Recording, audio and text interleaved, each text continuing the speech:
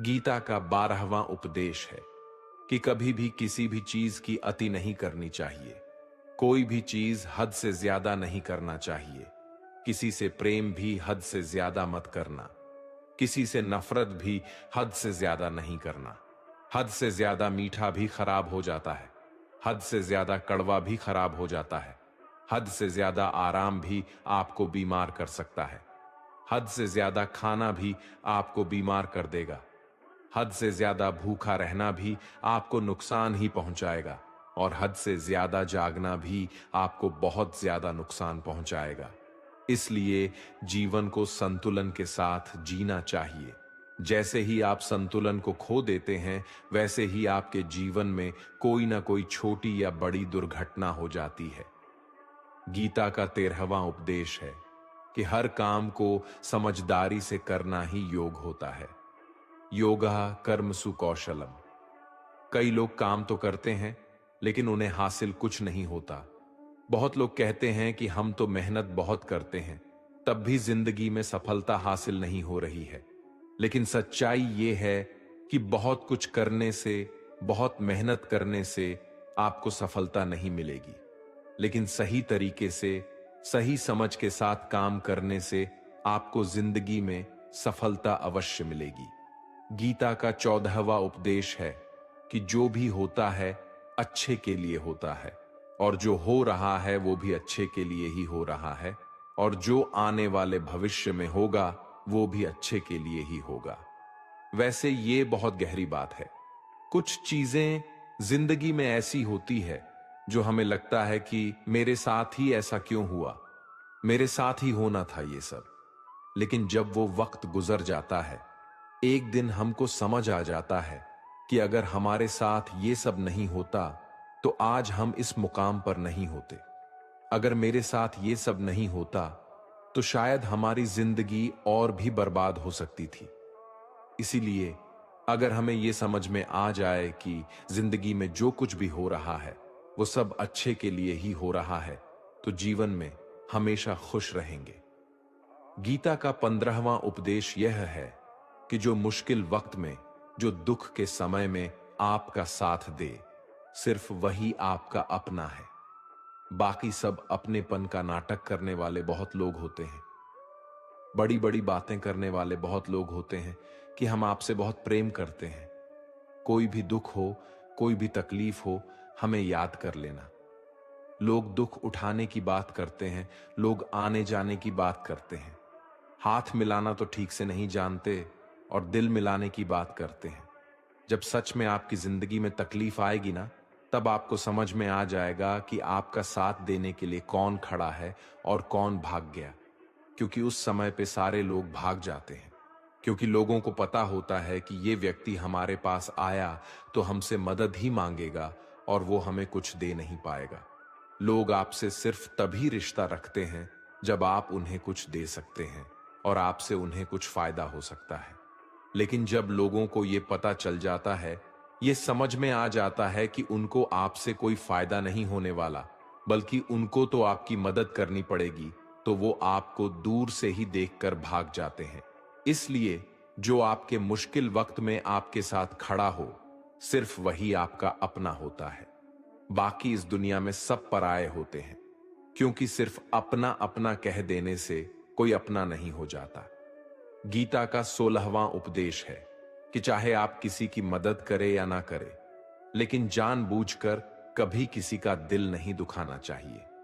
क्योंकि जब आपकी वजह से किसी का दिल दुखता है ना, तो याद रखना, आपको भी वही दर्द एक दिन जरूर मिलेगा।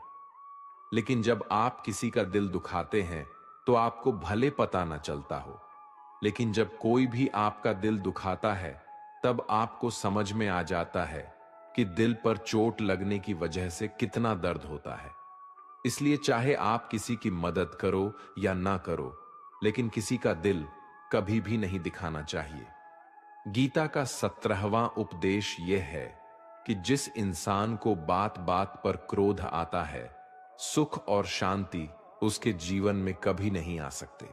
क्योंकि जो इंसान बहुत ज्यादा क्रोधी होता है, उसके सारे मित्र उसे छोड़कर चले जाते हैं।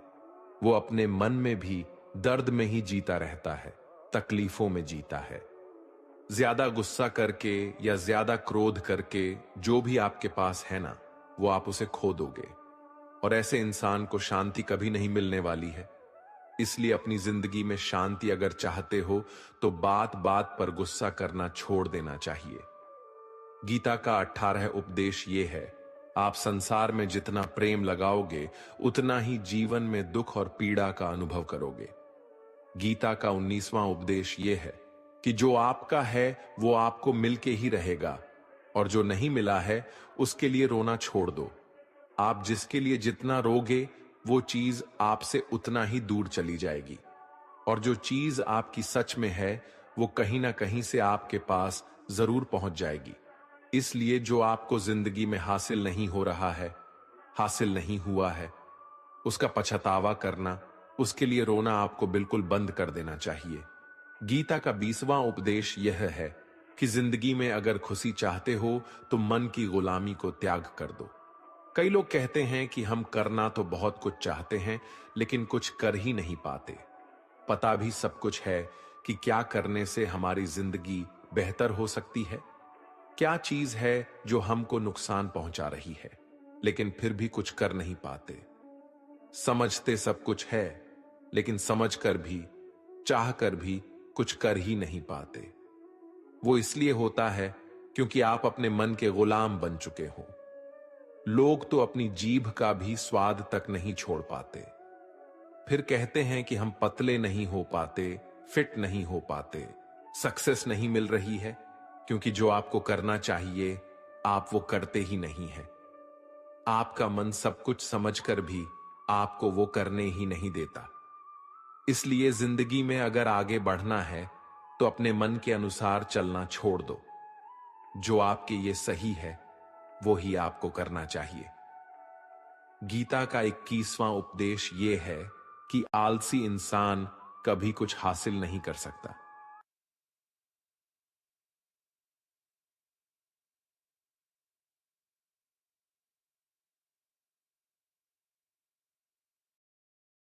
अधिकतर लोग सिर्फ योजनाएं ही बनाते रहते हैं कि मुझे बड़ा घर चाहिए, मुझे बड़ी गाड़ी चाहिए, मैं दुनिया घूमना चाहता हूं, मुझे ये चाहिए, वो चाहिए।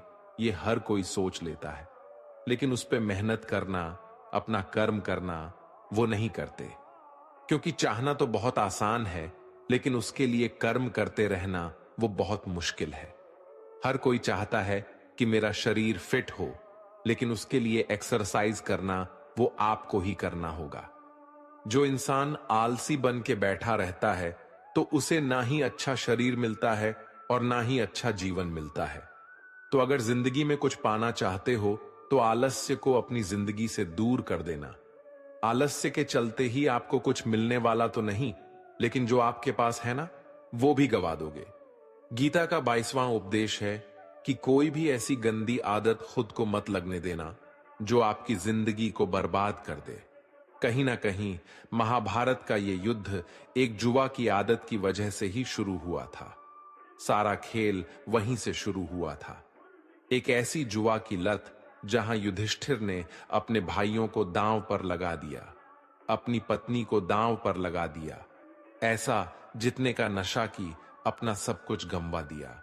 ऐसे ही हम भी अपनी जिंदगी में जब कोई ऐसी गंदी आदत लगा देते हैं, चाहे वो कोई भी हो, चाहे वो नशे की हो, मोबाइल की हो, किसी इंसान की हो, कोई गलत काम करने की हो, कोई भी गलत आदत जो आपको बर्बाद कर सकती है, अगर आप उसको नहीं छोड़ेंगे तो आपका सब कुछ खत्म हो जाएगा।